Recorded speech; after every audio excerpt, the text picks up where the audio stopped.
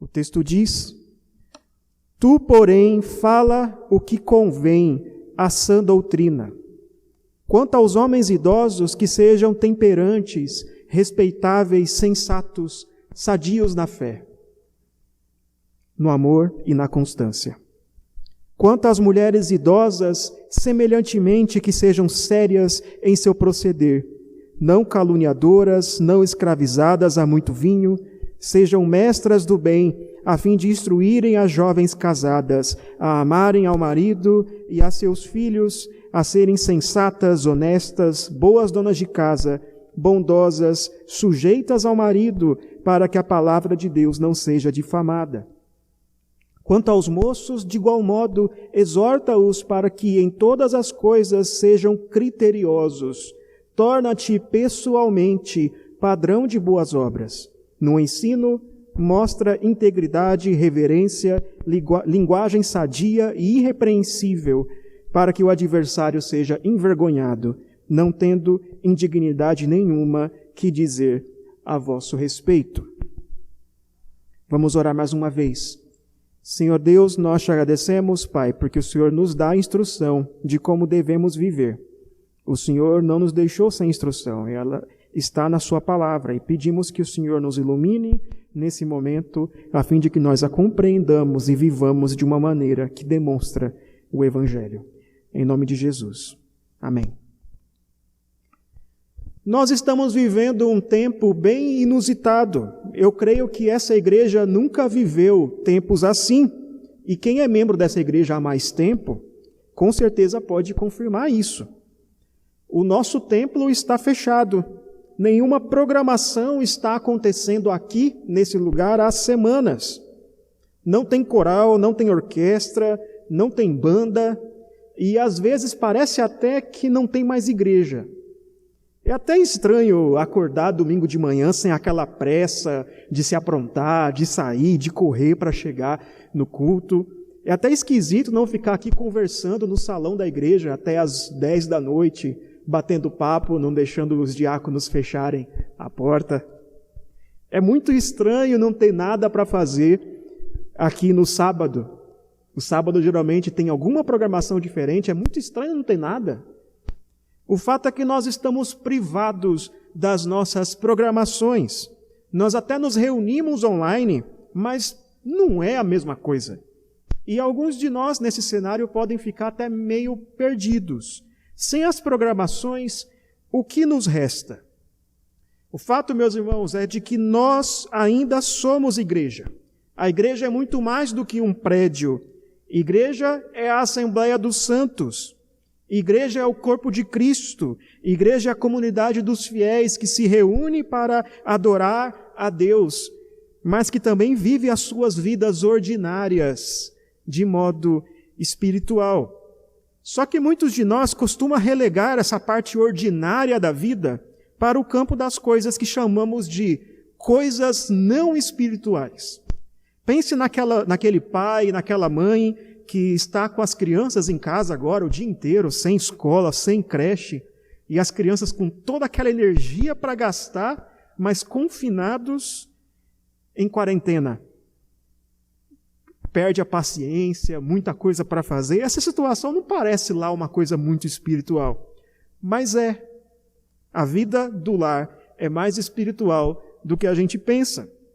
Veja, Paulo escreveu uma carta para Tito.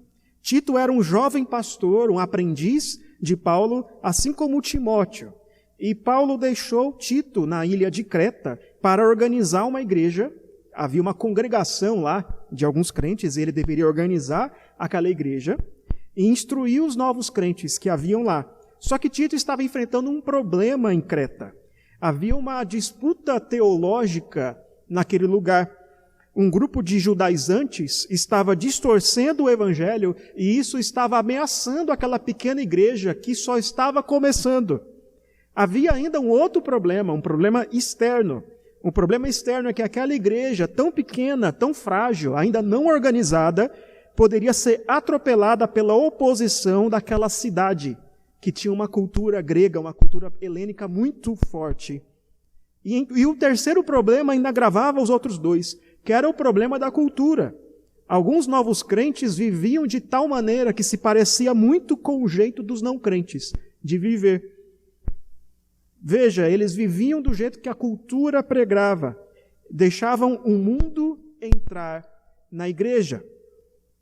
A situação era complicada. Aquela igrejinha, aquela congregação, vivia um momento de fragilidade pior ainda do que o nosso. Nós estamos sem reuniões presenciais, é verdade, mas eles nem tinham uma estrutura organizada ainda. Eles não tinham templo, eles não tinham presbíteros, eles não tinham liderança, eles ainda eram um projeto de igreja. Se reuniam nas casas. Essa situação era bem complicada. O que Tito deveria fazer? Paulo deu algumas instruções a Tito, e isso que nós lemos ao longo da carta. No capítulo 1, nós vemos que Tito deveria constituir presbíteros, e Tito também deveria repreender aquele grupo que estava causando o problema. Aqui no capítulo 2, nós vemos que Tito deveria ensinar a igreja quanto ao seu estilo de vida, principalmente no contexto familiar. E no capítulo 3, nós vemos que Tito deveria ensinar os crentes que vivessem de um modo adequado na sua comunidade, na sociedade em geral. Essa é a carta de Paulo a Tito. Mas tem um tema aqui que se sobressai, e é o tema sobre o qual eu quero falar hoje. É o tema da importância do lar, da família, para o discipulado. E para isso, vamos dar uma olhada, começando lá no capítulo 1. Vamos ver o que nós temos lá. Quando Paulo diz a Tito que ele deveria constituir presbíteros, Paulo faz uma lista de como os presbíteros devem ser. E eu peço que você veja lá no capítulo 1, versículo 6, que diz: os presbíteros devem ser alguém que seja irrepreensível, marido de uma só mulher, que tenha filhos crentes, que não são acusados de dissolução, nem são insubordinados. Ou seja, os presbíteros devem ser maridos fiéis, eles devem instruir seus filhos, e é muito importante que as famílias desses presbíteros sejam famílias saudáveis. Os presbíteros são exemplo para toda a igreja, e não tem como dissociar isso do modo como funciona a sua família. E aqui eu estou falando de presbítero docente e presbítero regente, pastores e presbíteros. Os presbíteros não foram chamados apenas para fazer um trabalho de gabinete, ou apenas para ficar no púlpito. Seus ministérios não se resumem a reuniões administrativas e pastorais. Não, os presbíteros devem modelar a sua vida familiar, de modo que o seu lar, a sua família, seja um modelo a ser imitado, porque a família é importante na formação espiritual da igreja. É parte do ministério dos presbíteros instruir suas famílias, orar com suas famílias, ensinar seus filhos, serem hospitaleiros, a fim de que a igreja olhe para a família do presbítero e assim modelem também a sua. Mas vamos para frente, veja só o que Paulo diz. Paulo também diz que o lar, a família, é um lugar suscetível a ataques do evangelho. E para isso eu peço que você veja o capítulo 1, versículos 10 e 11. Tito 1, versículos 10 e 11, que diz: porque existem muitos insubordinados, pauradores frívolos e enganadores, especialmente os da circuncisão. É preciso fazê-los calar, porque andam pervertendo casas inteiras, ensinando o que não devem por torpe ganância. Veja que o termo que Paulo usa para se referir aos filhos, se referir a esses insubordinados, é o mesmo termo que ele usa para dizer o que os filhos dos presbíteros não devem ser. Os filhos dos presbíteros não devem ser insubordinados. E esses hereges que estavam espalhando heresia na igreja eram insubordinados. Veja, os insubordinados de hoje são os hereges de amanhã. O que fica subjacente aqui nesse texto é que quando há uma falha de instrução nos lares, isso traz malefícios para a igreja como um todo. Tito tem de confrontar os insubordinados que já estão na igreja. Mas sabe como é que você faz para que não haja mais insubordinados na igreja? Discipule seus filhos em casa. Instrua os seus filhos em casa. Cabe aos pais, cabe à família impedir para que seus filhos se tornem insubordinados. E aqui eu cito o pastor Vod Bautian, que comentando este texto diz: são os pais, não os pastores de jovens, não os pastores de criança, ou os pastores de pré-escola, o nome que você preferir. Os pais são encarregados do dever de desencorajar a próxima geração. Não deixe seu filho virar um insubordinado. E esses insubordinados aqui que Paulo se refere estão pervertendo casas inteiras. Isto é, eles estão indo de casa em casa, espalhando a falsa doutrina entre as famílias. Eles estão utilizando-se de artimanhas, de estratégias, a fim de ganhar a igreja para a sua nova doutrina. Veja, a heresia naquela igreja não estava se espalhando pelo púlpito. A heresia estava se espalhando, entrando na igreja pelos lares. Tito estava pregando certinho, ele estava pregando o que devia pregar, mas os filhos do diabo estavam atacando as famílias. Veja como é importante a instrução nos lares, como é importante que as famílias estejam firmes na palavra. E agora no texto que nós lemos, Paulo diz a Tito que ele deve exortar os crentes para que vivam de um modo que convém à sã doutrina. E nessa lista de exortações, Paulo mais uma vez está falando do lar, da família. E não é a primeira vez que Paulo faz isso em suas cartas. Mas a pergunta que deve vir na nossa cabeça é: por que Paulo vai fazer isso logo aqui? O problema de Tito não é heresia? Não é oposição da sociedade? O que a vida no lar tem a ver com isso? Como é que instruções a respeito de como homens devem viver, mulheres devem viver, vão ajudar Tito a lidar com essa igreja?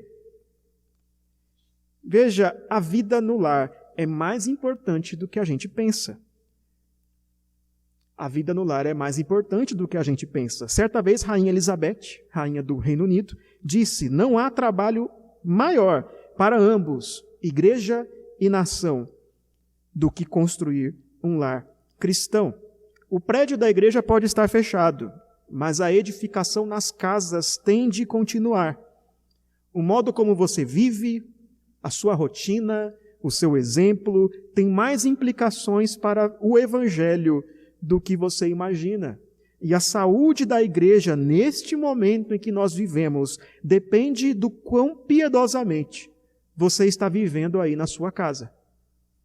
Há 4 coisas nesse texto para as quais eu gostaria de lhe chamar a atenção. A primeira coisa é a conduta no lar.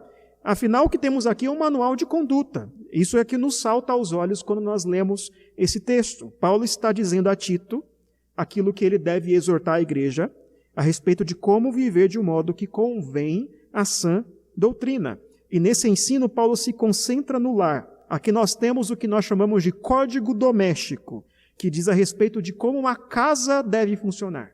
Então, os personagens aqui, tudo mais, são entes que estão dentro de uma casa. E Paulo divide o seu ensino por grupos. Homens, mulheres, jovens e adultos, parecem até as sociedades internas da nossa igreja. E ele começa então com os homens mais velhos, versículo 2.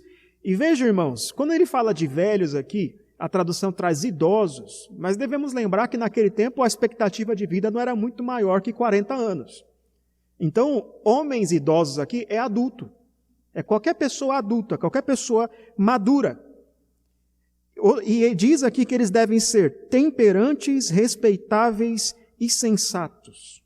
Eles viviam numa cultura de gente que era beberrona e hedonista, que buscava o seu prazer acima de todas as coisas. Mas esses homens da igreja não devem ser assim. Se fosse hoje, eles não deveriam gastar todo o seu tempo com redes sociais, videogames, Netflix, comilança.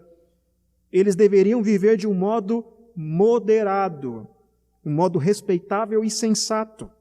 E esses homens também deveriam ser saudáveis em tudo aquilo que constitui a vida cristã. E quando nós temos aqui essa tríade, fé, esperança e amor, quer dizer a vida cristã por completo.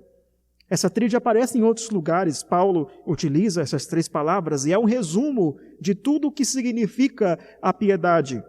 Eles devem ter uma fé saudável, ou seja, boa doutrina. Eles devem ser sadios no amor, ou seja, eles devem amar com amor sacrificial a sua esposa, os seus filhos. Eles devem ser perseverantes, devem suportar o sofrimento, a oposição, as dificuldades até a volta de Cristo. Esses homens não deveriam parar por causa de qualquer dorzinha. Eles não iriam desistir por causa de qualquer rejeição. Eles deveriam ser homens de verdade. Então Paulo continua, ele começa a falar das mulheres mais velhas e diz que elas devem ser sérias em seu proceder, não caluniadoras, não escravizadas a muito vinho. Verso 3. Isto é, elas devem tomar cuidado no seu agir, devem ser sérias em seu proceder, devem tomar cuidado no seu falar, não caluniadoras, não falam qualquer coisa que venha à sua mente, não devem agir impensadamente, impulsivamente, nem falar de um modo que traga prejuízo a si e aos outros. E também não devem ser escravizadas ao vinho. Elas devem ter domínio próprio em todas as coisas. E é claro que, trazendo para o nosso contexto atual, tem muito mais coisas que escravizam do que além do vinho. Elas não deveriam ser muito dadas a ser escravizadas pelo celular, não deveriam ser escravizadas pela sua TV, não deveriam ser escravizadas por qualquer hábito pecaminoso. Então Paulo também fala das mulheres mais jovens, mas não significa aqui que a lista das mulheres mais velhas acabou, porque, na verdade, as mulheres mais maduras é que devem ensinar as mais jovens a proceder de tal maneira. E diz que elas devem amar a seus maridos. E talvez você ache estranho ordenar que alguém ame o seu marido, principalmente para a mentalidade romântica de nosso século, que pensa que o amor é um sentimento que sobrevém. Mas naquele contexto, irmãos, os casamentos eram arranjados entre as famílias. Então, de fato, as mulheres tinham de aprender a amar os seus maridos. Elas deveriam amar os seus filhos. E uma das principais maneiras que se pode amar os filhos é ensinando-os a respeito de Cristo. Elas deveriam ser sensatas, equilibradas, pessoas que exercem um bom julgamento. Honestas, ou seja, a sua conduta, a sua reputação deve ser sem reprovação. Devem ser boas donas de casa. Devem ser boas administradoras do seu lar. Não devem ser descuidadas para com seu lar. E o objetivo disso é que possam praticar a hospitalidade. E é por isso que diz aqui, elas devem demonstrar bondade, devem ser gentis, graciosas, e uma das principais maneiras pela qual se manifesta isso, em sua casa, é pela hospitalidade, recebendo pessoas, preparando boas refeições. As mulheres também devem ser submissas a seus maridos. E veja, isso é algo que toda a Bíblia nos diz. Vários textos da Bíblia nos trazem a ideia de submissão feminina. Mas uma coisa que é enfatizada aqui é que a submissão da mulher é a seus maridos. Não é a todos os homens, mas a seus maridos. Tampouco a dignidade dessas mulheres é diminuída pelo seu papel de auxiliadora. Pelo contrário, Paulo está enfatizando aqui que essa submissão tem um objetivo evangelístico, um objetivo de testemunho. Pois poucas coisas dão melhor testemunho do Evangelho do que uma família cristã, onde há harmonia, hospitalidade e moderação. Dessa maneira, a palavra de Deus não será difamada. Por fim, temos as exortações aos homens mais jovens. E veja, a declaração aqui pode parecer sucinta, mas, na verdade, Paulo completa essa lista com exortações ao próprio Tito, porque Tito é um homem jovem. Ele, como pastor, deveria ser um exemplo a todos os homens jovens. E Paulo diz que os homens mais jovens devem ser criteriosos. Eles devem ter uma conduta bem pensada. Eles devem ter disciplina sobre seu corpo e mente. Então ele diz aqui para Tito, como exemplo para os jovens, que ele deve ser um exemplo de boas obras e ele deve ser íntegro em seu ensino. Tito deve ser alguém que trabalha. Homens não devem ser preguiçosos, desleixados.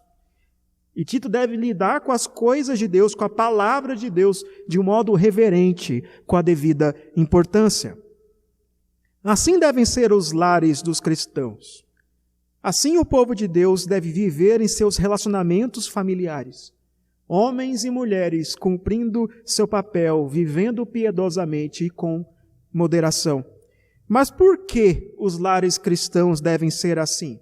Por que Paulo está trazendo isso nesse contexto aqui? Eu creio que há duas razões, é o que nós veremos a seguir. Nós vimos sobre a conduta no lar, como os crentes devem viver de modo que condiz, que convém com a sã doutrina. A segunda coisa que vemos nesse texto é o discipulado no lar. Os crentes devem viver os seus lares de uma maneira que ensina, principalmente pelo exemplo. Eu quero que você preste comigo atenção em algumas coisas. No versículo 2, nós vemos as características que um homem cristão maduro deve ter. E a lista que nós vemos aqui é muito similar à lista de características dos presbíteros, que nós vemos no capítulo 1. Compare o capítulo 2 com o capítulo 1 de Tito e você verá. Aqui nós temos praticamente um resumo daquilo que Paulo disse que os presbíteros devem ser. Por que essas duas listas são tão similares? Primeiro, porque os presbíteros são exemplo para toda a igreja. Então, quando Paulo diz como os presbíteros devem ser, na verdade, Paulo está dizendo sobre como todos os homens devem ser. Também é porque os homens maduros da igreja, os pais de família, devem ser pastores para as suas famílias. Eles devem ser exemplo. Quando o texto diz que eles devem ser respeitáveis, a ideia é exatamente essa. Eles devem agir de tal maneira que adquira o respeito das pessoas e que seja digno de ser seguido. Mas preste atenção também em outra coisa. Veja o versículo 4. Quem é que deve instruir as mulheres mais novas? São as mulheres mais velhas. Aqui nós temos que o propósito do bom comportamento das mulheres mais velhas, mais maduras, é que elas possam encorajar as mais novas. Elas devem ser exemplo para as mulheres mais novas. Elas devem aconselhar as mulheres mais novas, a fim de que elas vivam de maneira adequada. E isso é muito interessante. Tito, que é o pastor da igreja, não precisa fazer todo o trabalho sozinho. Alguém poderia pensar, mas Tito não é o pastor? Não é Tito que é o pastor que tem que ensinar a todo mundo como que eles têm de viver? E a resposta é não. Tito deve, não só pode, ele deve compartilhar a carga de seu trabalho com os irmãos e irmãs mais maduros na fé. Tito não deve puxar o protagonismo para si. Ele não tem de fazer tudo. Não é através do púlpito que a heresia será vencida naquela igreja, mas sim por meio das famílias firmadas na fé. E daí vem então a importância da instrução no lar. É no lar que se dará esse tipo de instrução, de edificação, de discipulado. Aí vem a importância do culto familiar, do culto doméstico. Daí a importância de estar sempre com a Bíblia na mão em sua casa. É no lar que os homens serão os pastores de sua família. É ali que eles promoverão o culto doméstico. Ali eles instruirão os seus filhos, a sua esposa. Ali eles devem ser exemplo de boa doutrina, de boa conduta e de perseverança. E assim pastorear a sua família. É no lar que as mulheres, ao amarem seus maridos e filhos, ensinarão as suas filhas a respeito de como elas devem amar seus futuros maridos e filhos. É no lar que isso acontece. Veja, a história diz que Martinho Lutero, antes de se tornar reformador, antes da reforma protestante, ele era um monge. E naquele tempo medieval, muita gente pensava que não se podia viver uma vida verdadeiramente piedosa, uma espiritualidade verdadeiramente cristã, a não ser que você se tornasse um monge. Mas então Martinho Lutero iniciou o movimento da Reforma Protestante e em 1525 ele se casou com a freira Catarina von Bora. E ao longo de seu casamento, ele mudou a maneira que muitas pessoas viam o casamento e a família. Porque Lutero mostrou que não precisa virar monge para viver a verdadeira espiritualidade cristã. É possível vivenciá-la numa casa comum, centrada no Evangelho. Lutero e Catarina tiveram 6 filhos biológicos e adotaram mais 4 filhos. E a casa deles era cheia de atividades e de alegria. Lutero cantava com seus filhos e fazia serenata com músicas tocadas em seu alaúde. Sua casa também tinha ensino e aprendizado e muitos jogos. Ele ensinava sobre a Bíblia e sobre coisas comuns da vida. Lutero era parceiro de Catarina no cuidado de seus filhos e ele ajudava em todas as coisas, desde fraldas até discipulado, até disciplina. Meu irmão, minha irmã, não pense que só porque não tem reunião aqui na igreja, que o trabalho da igreja acabou.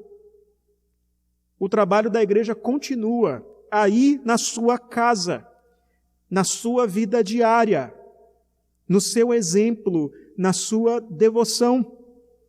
Desde o momento que você acorda até a hora que você vai dormir, quer você passe mais tempo com a Bíblia na mão ou com o celular na mão, você sempre está ensinando algo por meio do seu exemplo. Veja lá o que você está ensinando.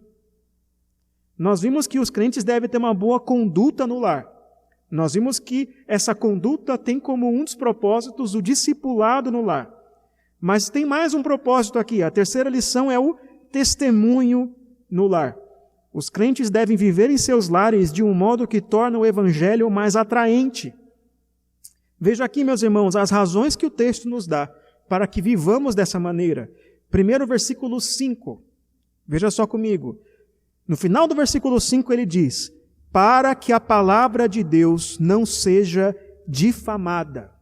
A conduta das mulheres, das jovens moças, tem como objetivo que a palavra de Deus não seja difamada. Porque um lar que não funciona, uma família que vive brigando, é um escândalo, até mesmo para os não crentes. Veja o versículo 8, que diz aqui: linguagem sadia e irrepreensível, para que o adversário seja envergonhado e tendo indignidade nenhuma que dizer a vosso respeito. Tito, como um exemplo de homem jovem, deve ter uma linguagem sadia e irrepreensível. Isso para que ninguém tenha nada com que criticá-lo. Ele não deve ser um jovem que fica entrando em briga, discussão, sem sentido, brigando teologia por aí, que nem os jovens calvinistas na fase da jaula. E veja só o versículo 10 ainda, que diz aqui a respeito dos servos. Diz: não furtem, pelo contrário, deem prova de toda a fidelidade, a fim de ornarem em todas as coisas a doutrina de Deus, nosso Salvador. E aqui nos versículos 9 e 10, nós temos algumas exortações aos servos, que são justamente as pessoas mais simples, as pessoas que estão na linha abaixo daquela sociedade. E é importante lembrar que os servos eram parte do lar naquele tempo. Os servos estavam ali junto com a família, eram parte da família. E note que aqui só temos exortação aos servos e nenhuma exortação aos senhores. Isso indica para nós que naquela igreja, muito provavelmente, não havia ninguém com condição financeira suficiente para ter servos. Era uma igreja de pessoas simples.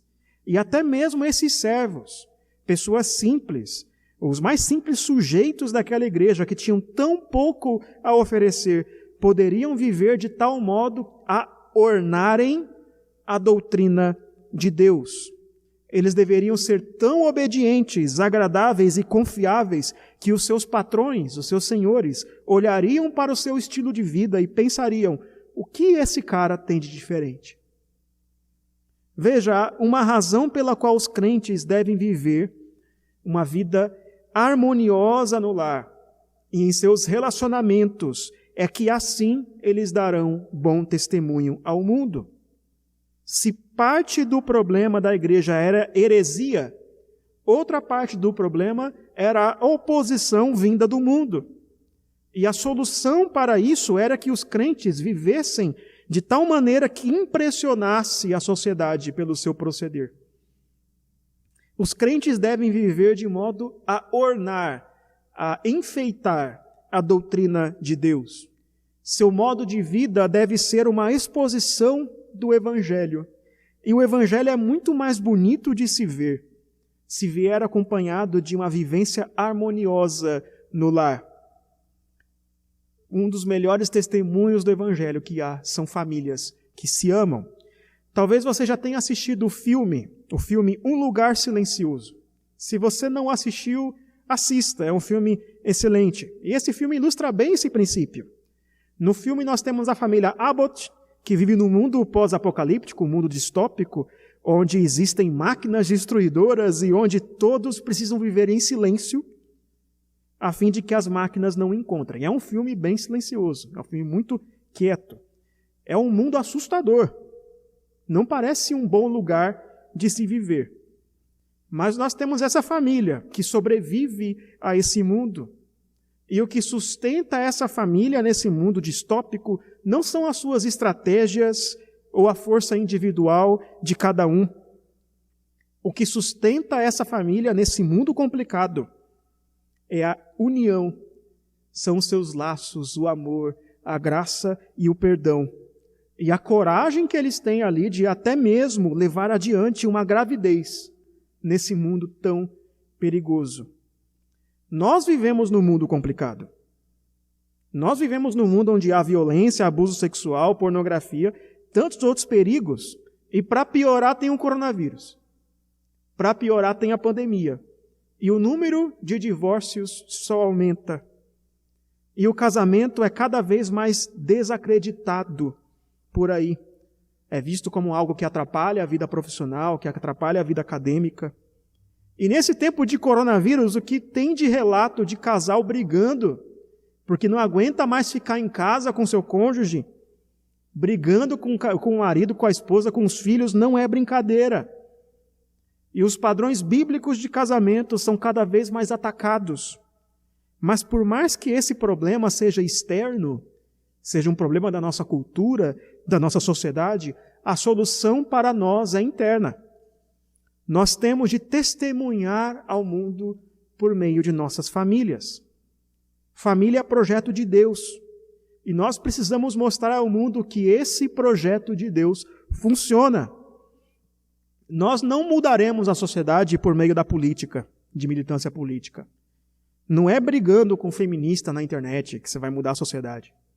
Mas é moldando famílias saudáveis. Por fim, irmãos, o que Deus requer de nós aqui? Deus requer que homens e mulheres, pessoas maduras e pessoas mais jovens, vivam a vida do lar, cumprindo seus papéis, vivendo piedosamente, sendo sóbrios e temperantes e discipulando uns aos outros mutuamente, a fim de que a doutrina de Deus seja mais atraente ao mundo, a fim de ajudar os outros a cumprirem bem o seu papel. E isso não é só para quem é casado. Esse texto não está dizendo só para quem é casado, pois aqui temos instruções também para jovens, para moços e moças. Se você não é casado, e se você não é de um lar cristão, se você não tem pais cristãos, procure alguém que possa lhe ensinar essas coisas. E eu exorto as famílias cristãs que abram suas casas, sejam hospitaleiros, procurem os seus irmãos solteiros da igreja, a fim de serem essas pessoas que discipulam, a fim de serem os exemplos. Vivemos numa situação de pandemia, em que estamos privados das nossas programações, estamos em casa, com as nossas famílias, com nossos familiares. Vivemos também no tempo em que a igreja tem sido mal vista e atacada de muitos lados, até mesmo no âmbito jurídico. Também temos falsas ideias, falsas doutrinas, ideologias adentrando as nossas igrejas. E muitas vezes nós tendemos a colocar a responsabilidade de resolver esse problema para a liderança da igreja. Deixa que o pastor resolva isso. Nesse momento, cada um deve assumir a sua responsabilidade perante Deus e perante a família.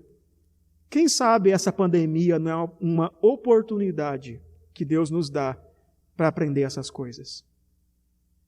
A principal motivação que o texto apresenta é para que a doutrina de Deus seja adornada. A doutrina correta se torna mais atraente se for acompanhada por uma vida correta. No contexto em que nós vivemos, a vida correta, a vida familiar, a instrução no lar é o que nos fortalecerá contra o desânimo espiritual, contra os desafios do nosso mundo. Mas talvez você possa pensar, isso tudo é muito difícil. É uma carga pesada. Como é possível que todos os homens sejam irrepreensíveis e as mulheres sejam sérias e santas e os jovens vivam de um modo exemplar? Irmãos, nos versículos 11 a 14, dê uma olhada. Paulo fala a respeito do poder do Evangelho para a santificação. E ele diz: porquanto a graça de Deus se manifestou salvadora a todos os homens, educando-nos para que, renegadas a impiedade e as paixões mundanas, vivamos no presente século sensata, justa e piedosamente, aguardando a bendita esperança e a manifestação da glória do nosso grande Deus e Salvador Jesus Cristo, o qual a si mesmo se deu por nós, a fim de remir-nos de toda iniquidade e purificar para si mesmo um povo exclusivamente seu, zeloso de boas obras. O que esse texto nos diz é que somos capazes de viver assim, desse modo que Paulo descreveu, por causa da graça de Deus. A graça de Deus nos educa. A graça de Deus nos permite renegar o velho estilo de vida, o estilo de vida ímpio, e viver de um modo piedoso. Deus já fez em você aquilo que é necessário para que você viva assim. Porque Jesus morreu por nós, para nos purificar. Nós temos esperança no futuro e podemos viver agora de um modo corajoso. O termo que mais se repete aqui é encoraje, exorte, encoraje a viver dessa forma. Nós podemos ter coragem porque temos esperança. Veja, irmãos, ser um testemunho do Evangelho, viver de um modo que convém à sã doutrina, ou seja, de um modo que expõe o Evangelho, não significa ser perfeito. Uma família que testemunha o Evangelho não é igual àquela família de propaganda de margarina. Pelo contrário, uma família que vive o Evangelho sabe que o poder para tal tipo de vida vem de Deus. E nessa família, então, existe perdão, existe restauração, há confissão de pecados e reconhecimento de que nós dependemos de Deus para viver corretamente. E nós temos poder para a obediência. Temos poder porque morreu o velho homem. Temos poder porque Cristo morreu para te purificar. Temos poder porque temos esperança na ressurreição futura. E por isso nossa esperança não se resume a essa vida. Se você crê em Jesus Cristo como seu Salvador e depende dele para viver, então há esperança. Se você não crê em Jesus Cristo, mas quer ter um lar assim, olhou para essas instruções e pensou, eu quero viver dessa forma, saiba que só é possível viver assim, se você entregar a sua vida a Jesus Cristo.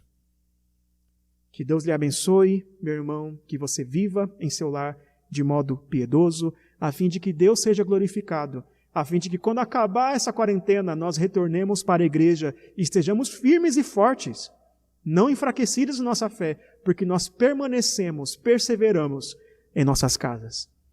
Que Deus os abençoe.